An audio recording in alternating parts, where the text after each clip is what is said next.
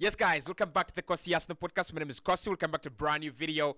It is that time of the year. Welcome to my Premier League predictions 2024-2025. Last season, I horribly got it wrong. I said Arsenal would win the Premier League and Man City would come second.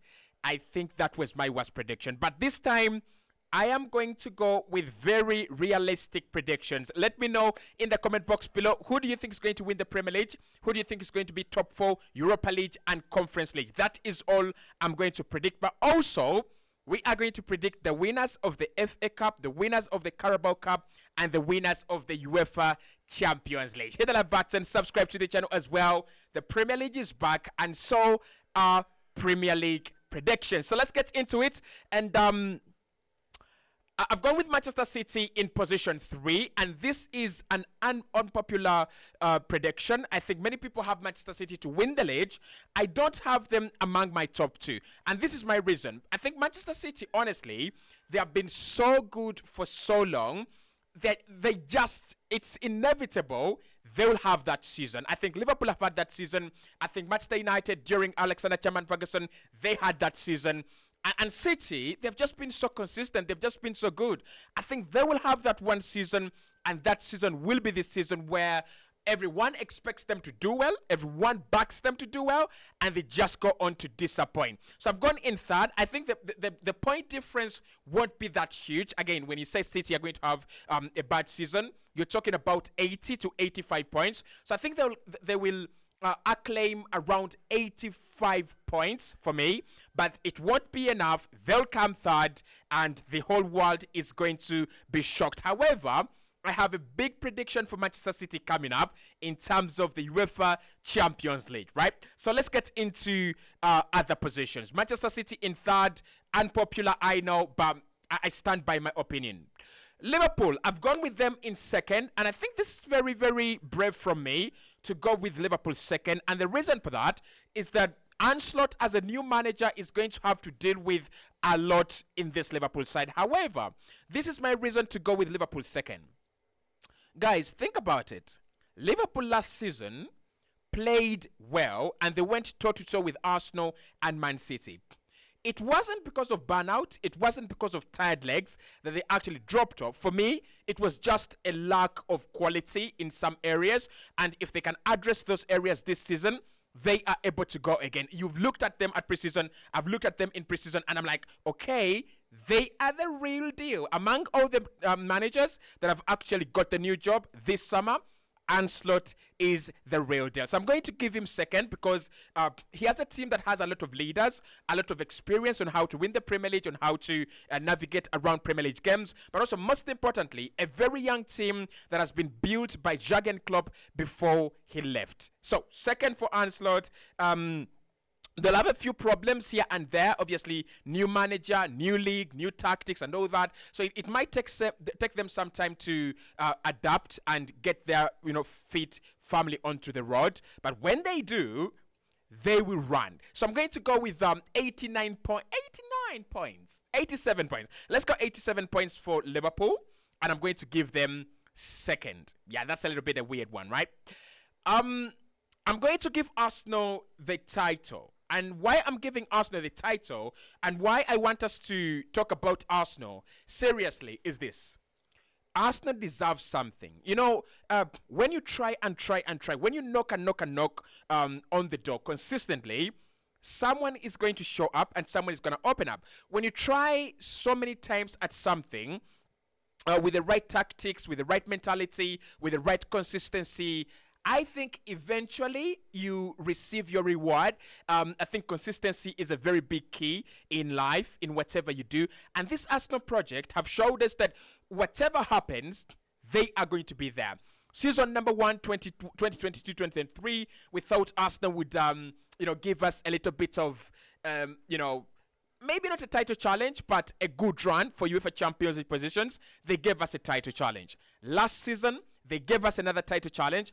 And although Man City have been good and better than Arsenal, I don't think it takes anything away from this Arsenal side. So if Arsenal don't win it this season, forget it. Like, this is the season. new players have come in. I think Calafiori is a very good addition. If Mikel Merino can get over the line, that's a very good addition. If we can add Gyökeres, that's a very good addition as well. And then you think about the structure and the foundation of this team. Rice, Odegaard, Saliba, Gabriel, Raya. This is a complete team, a hungry team, a team that has a lot of energy in their legs, in their muscles. They will outrun any opponent this season. They will outscore any opponent out this season, and they will defend well. The fact that Arsenal keep clean sheets and score a lot of goals from different types of positions, that alone is scary. So if Arsenal cannot win the Premier League this season, I'm sorry, I will never predict Arsenal to win the league again. Probably that's a lie, but you understand what I'm talking about. So I've gone with Arsenal in first position. I've gone with Chelsea to make fourth, and the reason for Chelsea to make fourth is the squad. If you're a Manchester United fan watching this video, I think you're thinking, why are Chelsea above Manchester United? Why would Chelsea come above Manchester United? Let me explain my decision. So I think Chelsea overall have a much better squad than Manchester United. It is true. It is true. I think United have brought in the likes of Matthias De Ligt, and I think De Ligt is a very good signing. I think Zax is a good signing. If they could get a midfielder as well, it's a very good signing as well. But you look at this Chelsea side, they've actually assembled a squad of around 40 plus players. And the problem at Chelsea has never been quality of players. It has always been about, can we get a manager? Can we get a teacher that can teach good football to these players? And for me, I think Maresca can do that. Now, I don't want to be overly optimistic. I'm not going to say Chelsea are going to have like 79 points. That might not happen. But I can see them between 71 to 74 points, around there. And I think they will be above Manchester United because they're playing in the Conference League. It's an easy league. Manchester United are in the Europa League. Kind of feel like United will feel it, and injuries, of course, have already hit Manchester United. And I also feel like Manchester United's squad needs to be done, needs to be upgraded a little bit more. So Chelsea under Enzo Maresca, you're going to suffer at the beginning of the season, no question about that. But we're going to see the most improved team in the Premier League under Enzo Maresca. A bit of what we saw with Bournemouth last season under Andoni Iraola. He came in, tried to implement his style. Players struggled here and there. But when they caught fire, you never wanted to play them in the second part of the campaign. So Chelsea, London rivals, but this time we are on the same page. Manchester United, I've gone with fourth. And with Manchester United, obviously, they always win some silverware. We'll discuss when it comes to silverware whether they will win anything this season. But with Man United, I think there will be progress. Like, it is so hard to see Man United not progress from the satanic season they had last campaign. Like, if Man United don't progress, or if they don't progress in any way this campaign, someone explain how that could happen. They finished 8th. Worst point tally in their history, worst position in their history, worst goals scored record in their history, worst goals conceded record in their history. Like, they've got to progress. And I think with Erik ten Hag, what we are seeing is a manager going into his third season. And this is a manager that now has a couple of players playing for him, but has also been able to get a few of his own signings coming into the club. Matthias De Ligt, Lisandro Martinez, Naya Mazurai, now a right back. Aaron Van Bissaka is gone. You have the likes of Joshua Zirkzee coming in, Rasmus Højlund, Bruno Fernandes signing a new deal. You could sense that Man United are now working towards the philosophy and towards what the manager wants, as opposed to what the club wants. I think the vision is to back Ten Hag and trust Ten Hag. And of course, you look at his backroom stuff; they have made a few changes. I like what they've done with the managerial positions or the management positions. The likes of Dan Ashworth coming in, and you've seen their transfer strategy has been amplified and corrected by bringing in Ashworth and one other guy. So I would say Man United, fifth is progress. You could win some silverware. Obviously, United always win some silverware at the end of the season. Like, I hate it, but it happens. Tottenham have gone with 7. And Tottenham, I feel like I'm very, very harsh on them going for 7th. But I don't feel it. Like, Tottenham, what they have done in this summer, I just don't feel it. I don't feel Tottenham have given me enough. Could I be wrong about them? Could they be... I could be wrong, right? Now, Tottenham are going to have to oscillate between two variables. One, they have a second good season under Ange Postecoglou. 2, they are affected by the second season syndrome under Ange Postecoglou. Let me explain. So with the second season syndrome, we know what it means. It means that you're basically found out. Clubs will find out the way you play and they will expose you. First season, you take everyone by shock. Second season, everyone comes around and they're like, oh, this is the way you play. We are going to play along, right? So, Tottenham, you don't want that to happen. Why I think it could be the other way around is that Ange Postecoglou is a good manager and his football is decent football. And I think he's got a couple of players in that team that are willing to play the style and philosophy that he wants to play. My problem with Spurs is, where is the money? Like, with a manager like Ange Postecoglou and his playing style, you've got to have a budget to bring in players specifically for that manager. Pedro Porro, tick. Christian Romero, tick. Mickey van der Veen, tick. Dragusin, tick. Madison, tick. But Solanke, no, guys, no. Like, Solanke, for me, he's not the guy. Now, of course, you need a striker. Richarlison probably is not the guy. I just feel like this should have been a summer where we see Spurs go to, splash like 200 million and probably back Ange Postecoglou. It has not happened yet, and therefore, I'm not convinced about them. But it could change.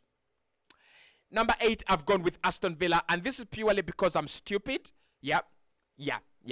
Purely because I'm stupid. But also, because I think they have UEFA Champions League football, and it might take a toll out of them a little bit. Now, I'm one of the few suckers that believe playing in the Champions League doesn't affect your chances of doing well in the Premier League. I mean, this weak team mentality of fans all over the social media crying out, oh, we are in the Champions League, we cannot win the league. I think that is absolutely, that is weak team mentality.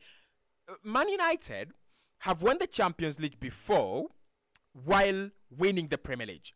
Manchester City have won the Champions League before while winning the Premier League. So, Villa, they could surprise us. But I'm still going to go with that lack of experience, handling many games. I think there are more games now in the Champions League as compared to the other seasons. So I'm still going to say Villa come 8th, but I won't be surprised if they finish a little bit higher.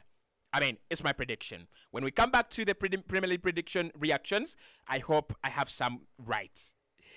Newcastle, I'm going with position 6. And with Newcastle, I'm disappointed. Successfully disappointed. They're trying to sign McGahey. Their transfer business has been absolutely horrendous. I just don't understand it. It's either I don't understand their policy or their policy is too bad. I don't have to understand it. Like, last season, they had a massive drop-off in terms of the Premier League to the extent that they didn't qualify for the Champions League once again. What did I expect of Newcastle?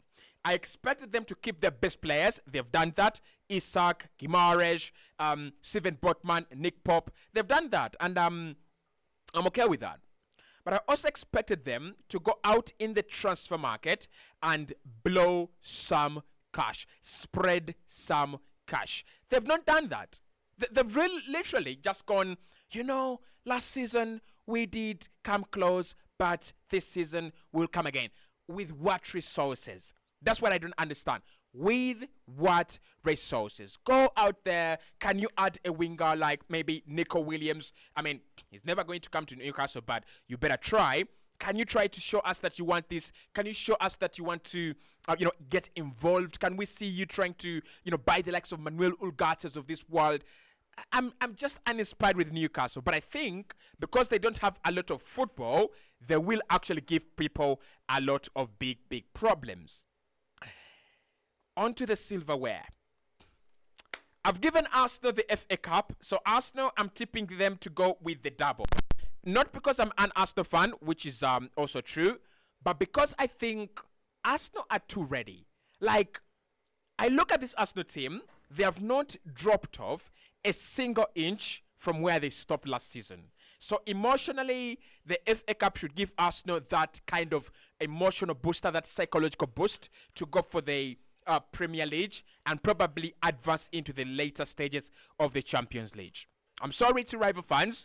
I'm going to go with an Arsenal double. Chelsea, Carabao Cup. Chelsea, Carabao Cup. I think with under Enzo Maresca, they will win something. Their football is going to be interesting.